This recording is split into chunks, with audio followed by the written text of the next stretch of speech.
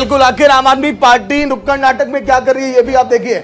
आम आदमी पार्टी बढ़ते प्रदूषण, गंदगी और भ्रष्टाचार को यहां पर दिखाना चाहती है, लक्ष्य यही है।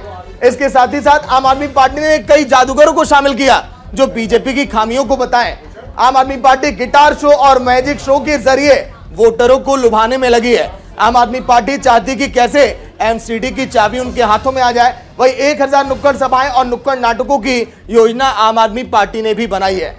वही अगर बात करें नुक्कड़ नाटक का मेन मकसद क्या है दोनों पार्टियों का, ये यही कि कैसे अपनी पार्टी को बेहतर बताया जाए। आम आदमी पार्टी ने बुधवार से इसकी शुरुआत कर दी है, यानी कि कल वो दिन था जब नुक्कड़ नाटक की आम आदमी पार्टी ने शुरुआत कर दी है। मीनाक्षी, बिल्कुल, तो इस तरीके से दोनों पार्टियों ने कमान संभाल लिया है नुक्कड़ नाटक के जरिए और ये समझा रहे हैं कि दिल्ली की जनता का सिर्फ वही भला कर सकते हैं। तो इस तरीके से आपका नुक्कड़ नाटक जो है वो वोटर्स को प्रभावित करने के लिए जादूगरों की फौज उतार रहे हैं। वो समझा रहे हैं, दिखा रहे हैं कि दिल्ली में भी ये काम होना बाकी है और अगर आम आदमी पार्टी आएगी तो सबका भला भी करेगी।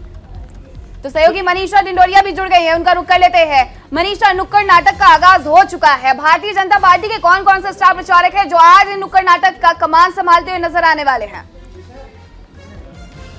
मीनाक्षी, सबसे बड़ा नाम यहाँ पर केंद्रीय मंत्री अनुराग ठाकुर का है, जो कि पालम मध्य बिहार से जनसभा को संबोधित भी करेंगे, नुक्कड़ नाटक में भी शामिल होंगे।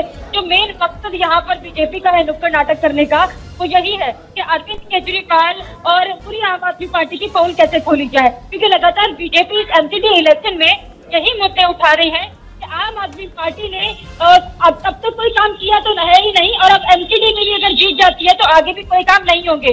क्योंकि अगर बीजेपी कोई काम करने जाती है, चाहे वो कूड़े के पहाड़ को कम करना हो, यमुना को साफ करने का काम हो, एमसीडी में और भी तमाम काम होते हैं, जैसे कि हर एरिया में दिल्ली के पार्क बनाना हो या कूड़े को जिस तरीके से वो कम करने का काम कर रहे हैं, उससे कई सारे ऐसे मटेरियल है जो कि वेस्ट मटेरियल होते हैं, उनके पार्क का निर्माण करना हो।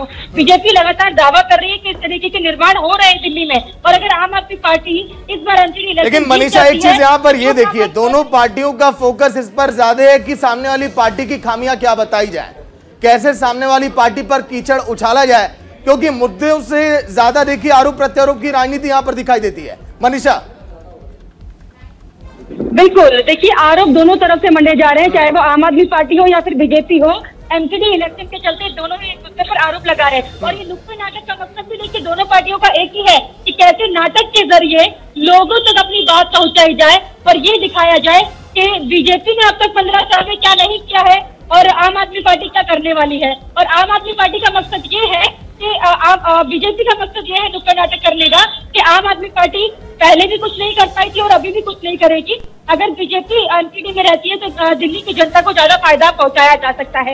इसलिए बीजेपी लगातार रोड शो में भी स्टार प्रचारक के रूप में अपने बड़े बड़े नेताओं को जो है ग्राउंड पर उतार रही है, चाहे वो राजनाथ सिंह हो, अनुराग ठाकुर हो, जेपी नड्डा हो या फिर। तो ठीक है मनीषा, बहुत शुक्रिया आपका तमाम जानकारी के लिए। तो एमसीडी का रण जो है वो बड़ा ही दिलचस्प होता जा रहा है, क्योंकि अब यहां पे नुक्कड़ नाटक वर्सेस नुक्कड़ नाटक, यानी कि आम आदमी पार्टी नुक्कड़ नाटक कर रही है और बीजेपी भी नुक्कड़ नाटक के जरिए अपनी बात जनता तक पहुंचा रही है।